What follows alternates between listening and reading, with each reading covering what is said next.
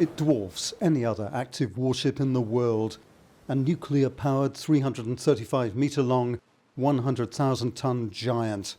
The USS Gerald R Ford is the United States' newest aircraft carrier, a heavily armed floating air base.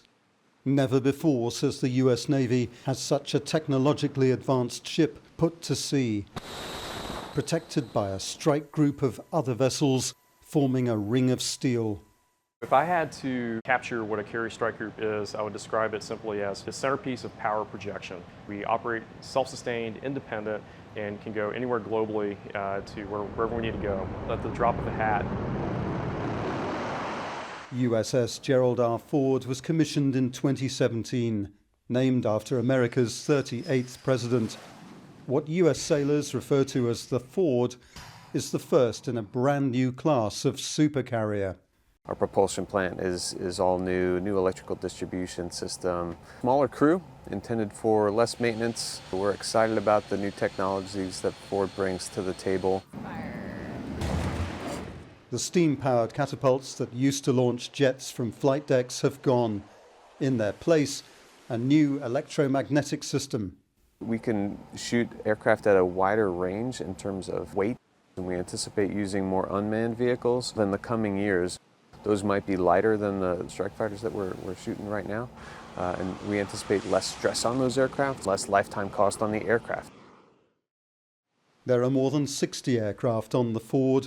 Air Wing 8 includes surveillance planes and helicopters, and 4 squadrons of formidable Super Hornet jets, crews like those in Strike Fighter Squadron 37, trained for various missions. Bombing raids, combat air patrols, even mid-air refueling of other jets. About an hour prior to your takeoff, you're going to go get kitted up, get all your flight gear on, and then it's time to go up to the flight deck. So the flight deck is always a very dynamic and quite dangerous place, so you kind of have to be strategic. Once you're in the airplane, a whole bunch of checks to do between your systems and the ship. It's a whole lot of work leading up to that catch shot, which is the moment that you've been waiting for.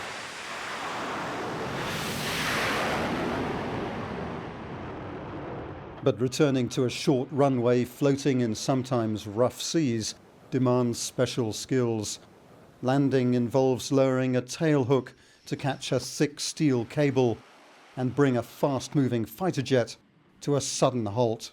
Landing on an aircraft carrier is definitely difficult. It's challenging. We've got a whole lot of technology helping us do it. In the moments leading up to touching down on the aircraft carrier, really kind of fine-tuning those corrections to make sure that you're on the optimal glide path just prior to touching down. There might have used to be panic and uncertainty. That's what you do all the training for, to get all of those moments out of the way. The Ford is both workplace and home to more than 4,000 personnel. During long missions, food and drink supplies can rapidly shrink, as can stocks of missiles and jet fuel. But they can all be replenished at sea. Supplies ferried to the carrier in a complex operation involving pulleys and helicopters. Letters and parcels arrive the same way, often relieving the monotony of a long voyage.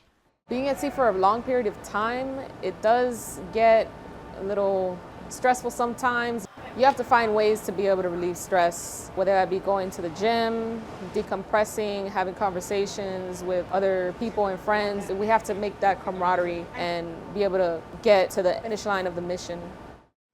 USS Gerald R Ford's first deployment was in October 2022. Since then, the supercarrier has come under NATO command, sailing alongside allies, charting European waters in uncertain times, simulating air interceptions, surface strikes and anti-submarine warfare. A vessel showcasing capabilities, range and power, aiming to deter any potential adversary. Rob Olver, Forces News. Thanks for watching. For more from Forces News, like and subscribe to our channel.